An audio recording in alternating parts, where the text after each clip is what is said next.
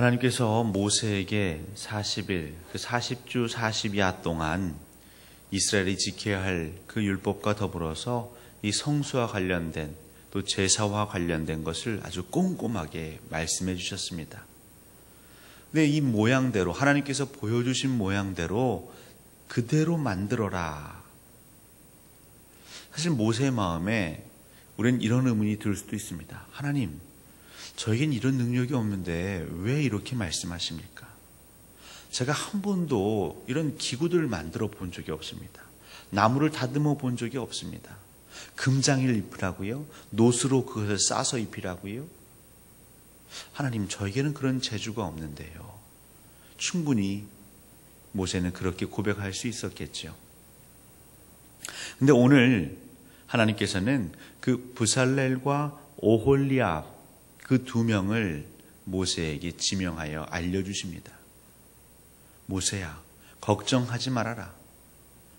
내가 그들에게 지혜의 영을 줘서 지식도 주고 명철함도 주고 재주도 주고 그 손에 재능을 주어서 내가 너에게 말한 그대로를 그들이 만들 것이다. 아무리 모세가 설명한들 그들이 어떻게 도면도 없고 청사진도 없는데 그것을 그대로 만들 수 있겠습니까? 근데 하나님께서는 이 브살렐과 오홀리압에게 영감을 주시겠다는 것이죠. 이것은 우리에게 큰 위로요, 희망의 메시지인 것입니다. 우리가 어떤 일을 할 때에 결국 브살렐과 오홀리압은 일을 해야 합니다. 성막을, 성소를 세우는 일을 해야 하고 그 안에 제사에 필요한 그 많은 기구들과 향품과 그 기름들을 만들어야 합니다. 이건 아무나 할 수 없죠. 근데 이 아무나 할 수 없는 그 일을 감당할 자를 하나님은 세우신다는 것이죠. 하나님의 명령, 결국 그 명령에 우리는 순종을 해야 하고 그 명령을 따라야 하는데 때로는 그것이 우리에게 일로 다가올 수 있죠. 근데 그 일로 다가오는 그 일 역시 우리가 하는 것이 아니라 하나님이 책임져 주신다는 것입니다. 이 동역자인 것이죠. 사람은 혼자 다 해 나갈 수가 없습니다. 각각의 은사가 다 있는 것이죠. 근데 우리가 제일 먼저 구해야 할 은혜는 하나님의 말씀을 듣는 것입니다. 하나님, 어떻게 살아야 합니까? 무엇으로 살아야 합니까? 어떻게 우리의 가정을 세워야 하고 일터를 세워야 하고 교회를 세워야 합니까? 우리 교회가 바로 서야 할 모습은 어떤 모습입니까? 그러니까 우리가 하나님의 음성을 귀담아 듣다 보면 하나님이 신바람 나서 얘기를 해주시겠죠. 그러면 점점점 저희 안에 부담이 오죠.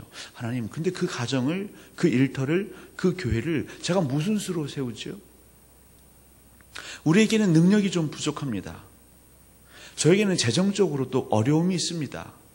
기술적으로도 부족함 투성이입니다. 하나님, 근데 하나님 그렇게 말씀하시는데 그 말씀을 들을 땐 행복하고 내 안에 평안이 잠시 있지만 그 말씀을 마음 가운데에 묻어두고 그럼 내가 이것을 어떻게 만들어낼까?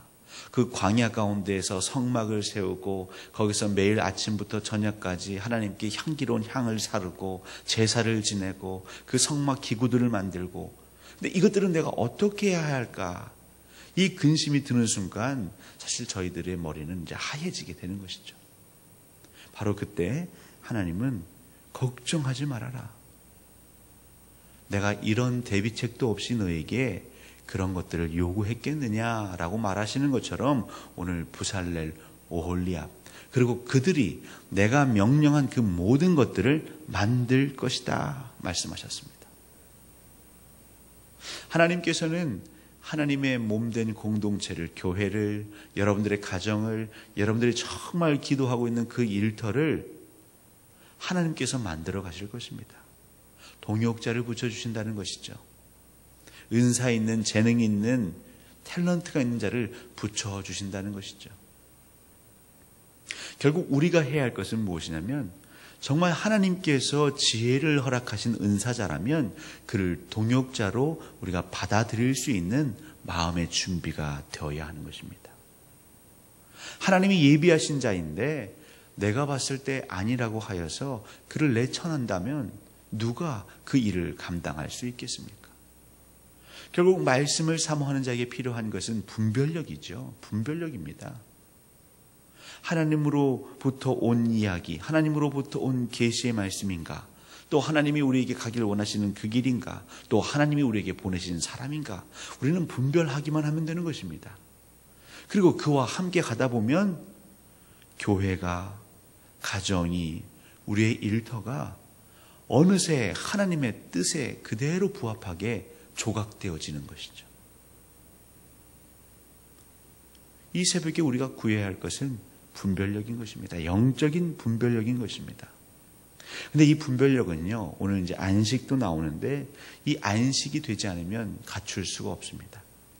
사람의 특징 중에 하나는 어떤 일, 딱 내 앞에 발등에 불이 떨어지면요, 눈앞에 보이는 게 없습니다. 그 일에 매진하게 되는 것이죠. 근데 하나님은 그 일, 좋다 6일 동안 일을 해라. 하지만 7째 날에는 반드시 안식해라. 이렇게 말씀하셨습니다. 왠고하니 사람은 일을 하다 보면 내가 처음 이 일을 시작했던 동기, 이 일을 통해서 내가 이루고자 하는 하나님의 영광, 그 목적, 이것들은 온데간데 없고요. 일에 집중하고 몰입하면 이 일을 해내는 것에만 내 온 신경이 쏟아지는 것이죠. 그래서 과정 중에 이 일이 잘 됐느냐 못 됐느냐, 또 이 일을 가지고 주변에서 그 일을 칭찬하느냐 아니면 비난하느냐, 거기에 내 마음이 온통 분산돼 버립니다. 그래서 이 일을 통해서 처음에는 하나님께 영광을 올리려고 했고, 이 일을 주신 하나님께 감사했고, 내가 이 일을 통해서도 정말 많은 이들에게 그리스도를 증거하려고 시작을 했는데 그 일만 매진하게 되고 일 중심이 되고, 때로는 이 일 때문에 사람들을 아프게 하고 시험 들게 하고 나 역시도 병들어 가는 것이죠. 바로 그때마다 쉼을 통하여 우리가 일을 하면서 나도 모르게 하나님을 보지 못하는 그 우리의 모든 것들을 잠시 내려놓고, 하나님, 참 제가 일 중독자 같습니다. 일을 하다 보니까 하나님을 바라보지 못하는 것 같습니다. 이 하루는 온전히 하나님만 바라며 다시 재정비하여서 하나님이 주시는 그 은혜와 그 소명과 그 비전을 가지고 다시 그 일터에 임하게 하옵소서. 우리에게 지혜의 영을 주시옵소서. 이 부살렐과 오홀리압이 그 성소의 기구들을 온전히 만들어낼 수 있었던 비결은 바로 하나님의 영이 그에게 충만하고 하나님이 그에게 지혜를 주시기 때문인 것입니다. 그러니까 하나님의 영으로 충만하고 그 지혜를 우리 안에 담을 수 있는 순간은 무엇 할 때이냐면 우리가 일할 때가 아니고요, 하나님 앞에 잠시 멈춰 서 있을 때입니다. 그래서 안식하라고 하시는 것이죠. 왜 안식하지 아니하면 하나님의 영으로 우리는 충만하지 아니하고 세상의 영으로, 그 일을 해나가는 그 세상의 영으로, 세상의 지식으로 채워져 나가는 것입니다. 그 세상의 지식, 세상의 영으로 살다 보면 아무리 입술로는 하나님 주여 얘기해도 그 세상에 속한 자가 돼버리는 것이죠. 우리 하나님께서는 우리 광주 동산교회에 수많은 동역자들을 보내셨습니다. 각각 그 재주와 재능이 있습니다. 은사가 있습니다. 우리에게 필요한 것은 지혜와 무엇보다 분별력을 키워서 그 귀한 사람들이 그 맡은 자리에 온전히 설 수 있도록 우리는 자리를 준비해 주는 것입니다. 더 나아가서 그들이 일하는 중간중간 혹 일에 몰입되지 않도록, 그 일에 푹 빠져서 오히려 하나님 부르셨던 그 소명을 잃지 않도록 그에게 중간중간 쉬게 해주는 것이죠.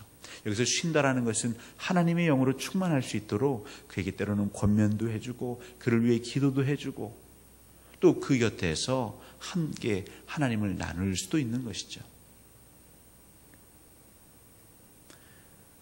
이 말씀을 준비하고 또 말씀을 전하는 제가 일에 매진하지 않도록 여러분 기도해 주십시오. 하나님의 영으로 충만하고 하나님이 주시는 지혜로 이 교회를 섬길 수 있도록 기도해 주십시오. 우리 당회원들과 우리 항존직들이 여러분 하나님의 영으로 충만할 수 있도록 기도해 주십시오. 여러분 그러면요, 교회는 하나님께서 저절로 만들어지시는 것처럼 빚어져 가는 것입니다. 이것이 하나님 나라의 비밀인 것입니다. 그리고 이것을 잘 하기 위해서는 안식이 필요한 것이죠. 그럼 안식하는 날은 무엇을 가지고 우리가 그 하루를 보내겠습니까? 하나님께서 친히 돌판에 새기신 그 말씀으로 그 안식일을 보내는 것입니다. 오래전에도 있었고 오늘도 있었고 그 미래에도 있을 그 하나님께서 친히 새기신 그 말씀, 여러분 그 말씀으로 우리의 하루하루 하나님 주시는 지혜와 그 충만한 영으로 살아가시기를 주님의 이름으로 간절히 소원합니다.